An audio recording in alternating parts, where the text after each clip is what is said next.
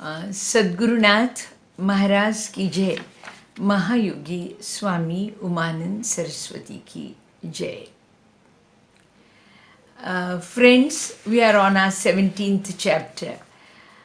Yes, and we are very close to Sri Krishna Jayanti, and that is birth anniversary of Lord Sri Krishna, which is I think on 15th August. And we have almost come to the last two chapters. So I assume that this service will get over till then, and we'll have something nice to celebrate. Okay, now we have in this chapter 17th, 5 topics are discussed. God has discussed faith. Sri Krishna has discussed the concepts of faith, then meals, then yajna, that is austerities, the duties, actions, and tapa, austerities, and dan, that is offerings. So these are 5 topics. Again, it is pertaining to the individual common man's behavior. So again, it goes as a conduct, but a very, very well planned conduct sort of, which needs to be taken care of. So needs to be taken care of. So we have first one is let's say faith. Again, all these 5 topics he has subdivided further into 3 types of gunas, by 3 gunas. So faith is divided by 3, meals is divided by 3, yajna is divided by 3, tap is divided by 3 gunas, and dan by 3 gunas. Divided means they are classified. Now faith again is of 3 types. So faith, you have faith in God, then you have faith in a demon, and then you have faith in ghost. My God. Well, Indian philosophy is so huge and vast that there is a place for everything. We'll just try and see if we can think of some good stories which can make us remember these concepts well. Let's say in the worship of God, where it is based on knowledge. Now, in Guru Charitra, a recent text which I have translated, and there are lovely stories. And in that story, one of the Pandit, the scholar, he develops some sort of a physical ailment. And it's, I think, leukodema or leprosy or one of the two. And he feels very discarded by his family and society. So he goes to a temple of a goddess and surrenders there and stays there to do austerities and try to find solutions to it. Yeah, and one day she comes into his dream and she says, more than me, you will have to go to a saint named Narsimha Saraswati who is at Gangapur, and he will guide you. He will help you to be clear of the illness. Now earlier was faith in God because it was Shastra based, because texts tell us God is there, so you have faith in God. Now second was ego based. He says, I'm a man, I don't want to surrender to another man. So he didn't want to go to Narsimha Saraswati. The story is very interesting. Of course, he finally goes there because the goddess drives him off. She says, go. And he goes away. And he comes to Narsimha Saraswati. And Narsimha Saraswati only asks him, go and have a bath in Sangam and come. And you'll be cured of it. Now, this is a matter of faith and Shastra based. That is based by holy texts and based on individual feelings. Just to clarify, it will make it easier for you to remember. Then there is worship of demons. Now there are people who worship in the cruelties of nature, like concepts which are laid down by men who are distorted by mind. Now imagine killing children for getting babies and something like that. I mean, it's sort of a The philosophy itself is a distorted philosophy. And when it is distorted because of the mental thinking of a person, how much can you observe? And you shouldn't follow these. Of course, let's not get into controversies. We'll just realize it that these are certain philosophies which are laid by people who are distorted by mind. Um, like we'll take, let's say, we will take the story of Kans himself. Now, he was under the impression that some child born to to his sister is going to be the cause of his death. Now, he started saying that any child who's born within this short period should be killed. Now, this is some sort of a basic thinking which is a distorted thinking. And finally, of course, he ends up and all. That's another story.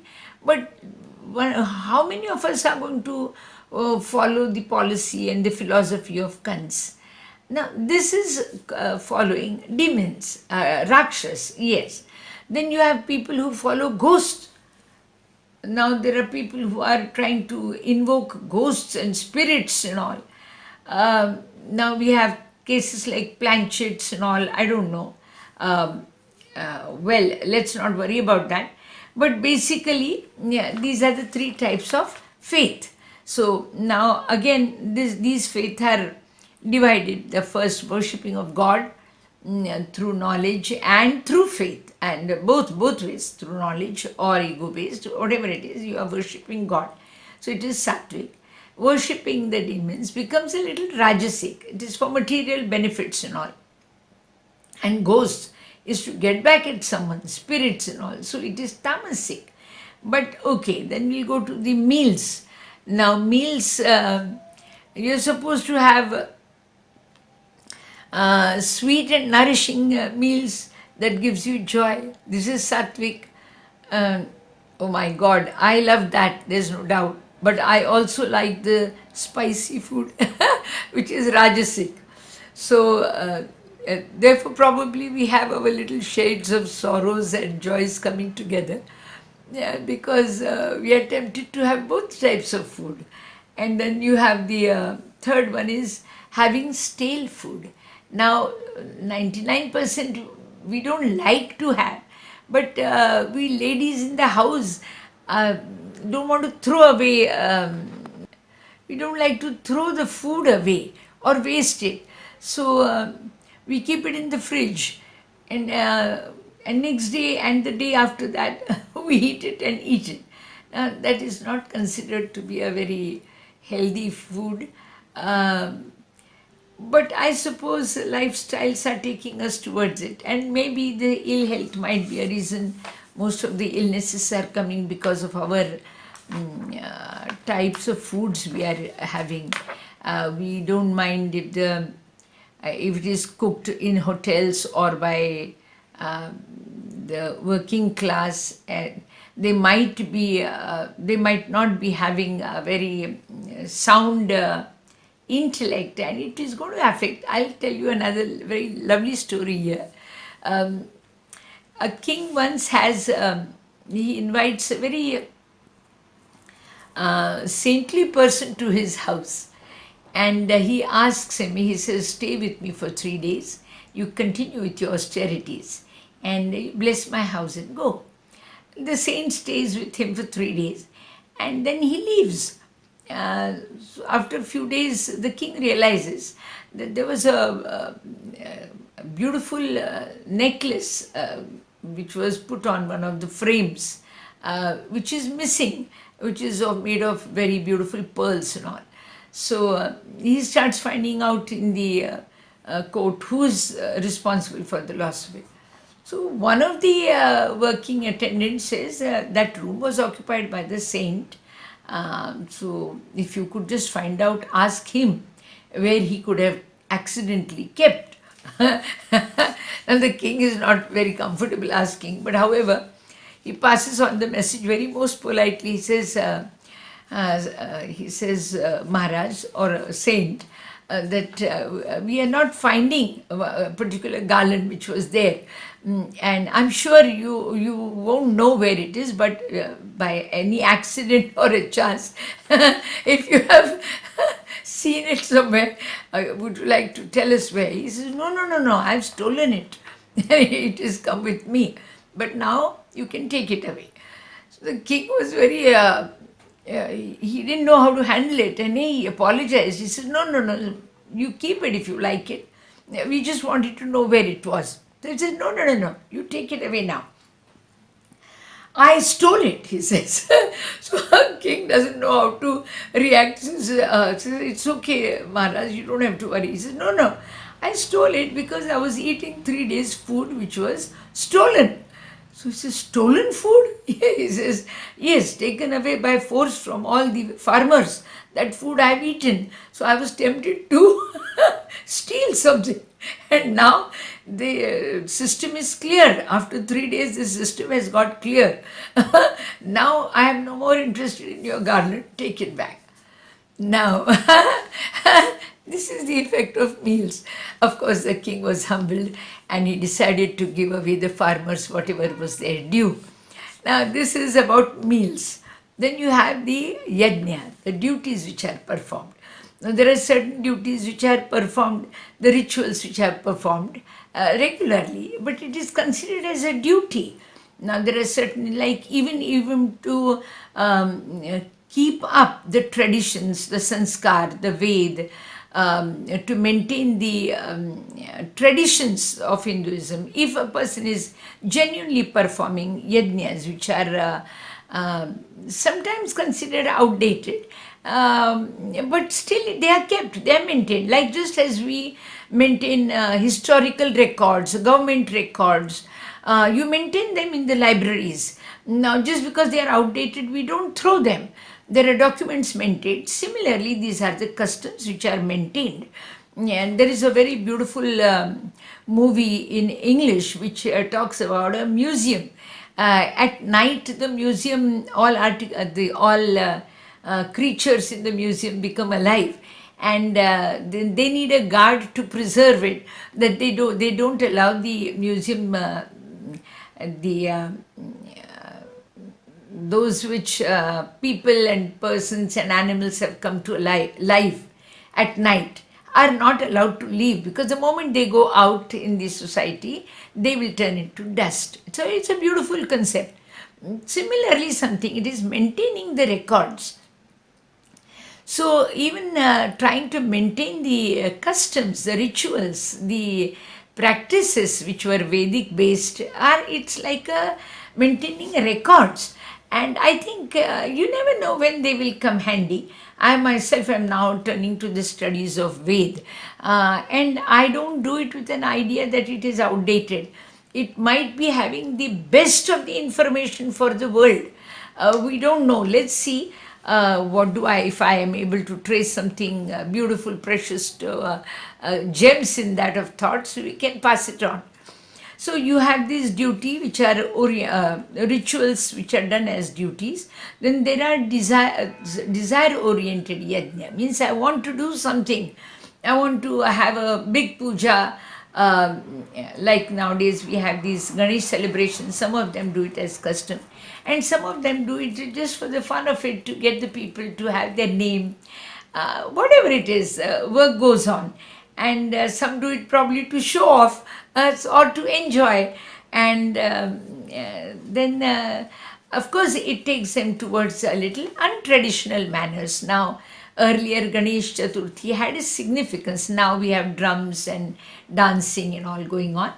Things are becoming untraditional. So you can look upon these duty-oriented, desire-oriented, and untraditional yajna, that is duties. Then you have even yajnas which are performed at the physical level. There is worship and all is practiced very systematically. Then at a vachik level, that is on the speech. So that is, you know how to control it. You don't speak very arrogantly, angrily to somebody. You have to make others understand, even if things are not liked by you, but in gentle manner that you have not appreciated. You don't have to be ugly about it. That is maintaining the control over speech, over thought. That is vachik speech, and manasik also, even at a mental level. We cannot harm somebody. When we know by saying something a person is going to be restless at night, we have got to be gracious enough not to say it. It's very important that we have the control. If you are also disturbed, and you know if by saying it you are going to disturb another 10, if it is not worth it, you try to absorb your disturbed situation yourself and don't disturb the others. So that's a manasic control. That is, you control yourself. It's purity of mind. Then you have tap. Again, it is divided into sattvic and rajasic and tamasic. Sattvic tap, it is again, as I said, he will perform all three. Sattvic tap is whatever I just said, all three. That is on physical level, on speech level. That is, he'll worship God. He'll maintain a purity of speech, purity of mind. And Rajasic Tap, here he will do things to earn felicitations. I mean, he will want to be seen like a person that he's a good man, he's generous, and things like that. So he will perform his austerities as probably a display to the people, or to make a name for himself in a society.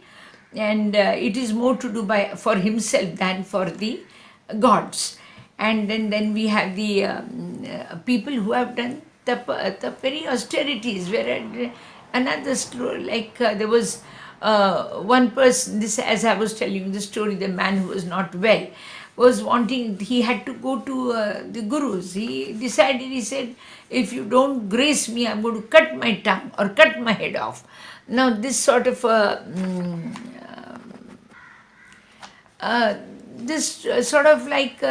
using threatening measures. Now that is tamasic tap. You don't threaten people. You don't try to threaten gods. That God, if you don't answer, I'm going to go and give my life away. Of course, there are desperate people, and if they're truly not very happy, gods come to their rescue. It's not that they don't. But don't threaten. Make an appeal. Plead God. Don't threaten gods. About threatening, I will tell you a very nice story. There was a Bhasmasur. Now he was supposed to be a very demonish nature, but he did a lot of austerities and pleased Lord Shiva. Now after pleasing Lord Shiva, the boon that he asked for, when Lord Shiva appeared, he says, well, you have done so much of austerity, what boon would you like to have from me? So he says, give me a boon that on whosoever head I put my hand, he turns into ashes. Now, Lord Shiva, probably these are the lessons for the world. So he says, Tathastu, that means may it be so. And now this fellow, Bhasmasur, decides to try it on Lord Shiva himself. He says, I have to know whether what you have promised is true or not. I'd like to put my hand on your head. Then Lord Shiva was supposed to be on the run. Now, of course, it might not be a practical thing, but a practical, literal story. But let's just go with the story. And he goes, and it is so says that Lord Vishnu intervenes, and he comes and as a beautiful maiden dressed called Mohini, and dances with this demon Bhasmasur. And while dancing, one of the poses was like this. So she says, I shall marry you if you dance like me, and leads him to put his own hand on his head, and he dies. It's a very beautiful story. Now this is like the tapasik, which is like tamasic tap. So that is also taken care of by gods. Then you have dan. the fifth thing is dan. That is when you donate something, give it to the right person at the right time, at the uh, with the right thought behind it. If there is a poor person who's really hungry, give him the food. I mean, at the right time. It's a noon time. You're giving him food, and give it to him, and give it with a good motive and all. And then there is sometimes you do offer something to oblige people. Now, normally you do it when you go. Now that is how when we try to give dan. We can call it the one under the table. Those are the types of dan which are obligating. That is, you oblige somebody to do a favor to you. Now that is Rajasic. And of course, the third is wrong time, wrong person, and wrong place. Friends, chapter 17 discusses faith, meals, yajna, tarp, and dan. Well, give it a thought. And if you need the book, please subscribe. It's on Kindle, Bhagavad Gita. It's a small book in English, and there's also the Marathi version of it. I'm not sure whether it's available on the, but we can supply it to you personally if you place your order with us. My address is there on the outro. I'm Swami Radhikanand from Pune. We complete chapter 17. Thank you.